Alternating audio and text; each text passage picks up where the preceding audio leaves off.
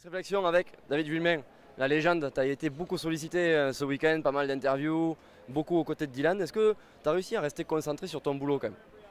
Oui, toujours, oui. Je suis là pour ça, hein. C'est vrai que la priorité c'est Dylan, de voir le circuit, voir ce qu'on peut faire, les stratégies, les traces, ce qu'on peut améliorer. Donc oui, on a fait du bon boulot, je pense. Et ouais, sollicité, oui, mais bon, c'est toujours comme ça. C'est pareil, ouais, exactement. Du coup, on te voit aussi beaucoup au bord de la piste gesticuler, arrêter Dylan au niveau des chronos, tout ça. C'est des stratégies que vous mettez en place avant à l'entraînement ou c'est vraiment là quand tu le vois, tu l'arrêtes, tu lui dis ce qu'il faut qu'il fasse, tu lui montres les traces, même tu panotes encore avec les mains. Est-ce que c'est quelque chose qu'il voit ça? Oui, il le voit, oui, on a l'habitude de maintenant de travailler comme ça. Là, c'est un peu ce qu'on fait à l'entraînement, hein, c'est exactement pareil. Donc ici à Paris, c'est plus facile parce que les mécanos panotent pas. Donc tu vois, s'ils regardent seulement, il y a pas de panneau. Tu n'as pas vu de panneau ce week-end. Donc dans les indications, et après il y a plus de liberté pour aller sur la piste aux essais. Donc là, on fait un travail comme on fait à la maison, quoi. Donc moi, je vois rouler, je vois les autres, je prends des partiels et je lui dis où il faut travailler, où ça va pas. Et voilà, donc ça a fonctionné, je pense, ce week-end. C'était pas mal aux essais. Mais il y a toujours c'est une course, mais pour nous, c'est un entraînement. Donc, ouais. Tu disais qu'il arrivait à Paris, il me semble t'avoir entendu dire ça, il arrive à Paris plus près que l'année dernière. Il n'a pas gagné. On a vu du bon, du mauvais.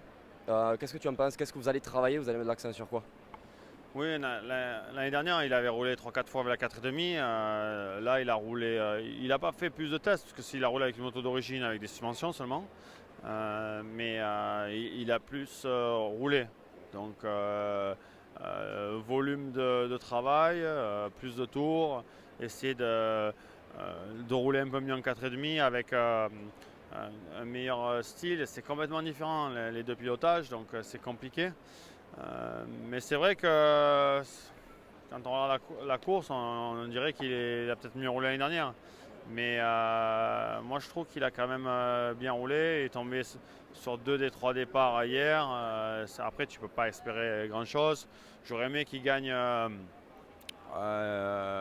finale ce soir. Les longues finales, j'aurais bien aimé qu'il les gagne. Mais le problème, c'est que quand tu n'es pas dans la course à la gagne, dès le premier soir, le deuxième soir, tu es un peu, t'as moins de pression de résultat et tu n'as pas envie de mettre la cabane sur le chien pour rien, quoi. Tu sais qu'il y a rien. Au bout, au mieux qu'il pouvait faire, c'était 3, quoi. Donc il a fait 3 du week-end. Donc après, voilà, inconsciemment, tu peux pas être vraiment super performant quand le premier soir, ça a un peu merdé et que tu t'es mis hors course du King of Bercy, quoi, au King de Paris par exemple. Ça serait, je sais pas s'ils ont le droit, mais est-ce que ça serait stupide de rouler avec une 2,5, la moto qu'il a aux US, contre les 4,50 sur une piste comme ça?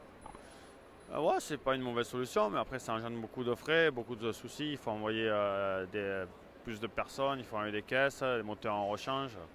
C'est plus compliqué, quoi. Donc moto d'usine, c'est plus facile de venir d'envoyer des suspensions, venir avec un guidon, des têtes fourches et puis voilà, quoi, le faire un peu à l'ancienne. Tu sais démonter, remonter des motos, toi t'aurais pu le faire. Ouais, j'aurais pu, ouais. Là ils ont pas ouvert le moteur, je te le dis, hein. Ils ont rien fait, ils ont mis ouais, suspension, tête fourche, guidon, cale-pied, pot et basta, quoi, le minimum. Allez, dernière question, David. Il y a eu énormément de monde autour du camion de Dylan, c'est chaque année pareil. Dylan, c'est pas une critique, hein, mais on a du mal à le voir, il rentre dans le camion de suite, c'est vraiment de la concentration. Tu penses que on voit un gars comme Chadrid qui a l'expérience, qui est vraiment très proche des fans. Est-ce que tu penses que c'est plus parce que Chadrid est proche de la fin, entre guillemets, ou que Dylan, il fallait qu'il reste concentré? Tu étais à Bercy en 2007, la dernière fois que Reed était là. Tu te rappelles quand, Mais je me rappelle pas comment ça. et quand Stewart il venait à Bercy, tu le voyais? Non, tu peux pas. Tu peux pas. Qu'est-ce qu'on faisait nous quand on roulait? Oui, on essayait de faire le minimum, on donnait tous nos freins et tout. Mais bon, tu es obligé de sortir cagoulé, de rentrer cagoulé. Il faut quand même remettre les choses en. Je conçois cette perspective, mais il faut voir, c'est un sport dangereux, il faut être concentré. On est là pour travailler, pour être performant. Reed, il vient là en dilettante, il prend un chèque parce que c'est la retraite et qu'il faut qu'il mange, tu vois. Il faut manger, quoi. Dylan, il n'est pas là pour manger, il est là pour être performant, venir rouler devant le public français. Il ne peut pas passer toute la journée debout à signer des autographes et mettre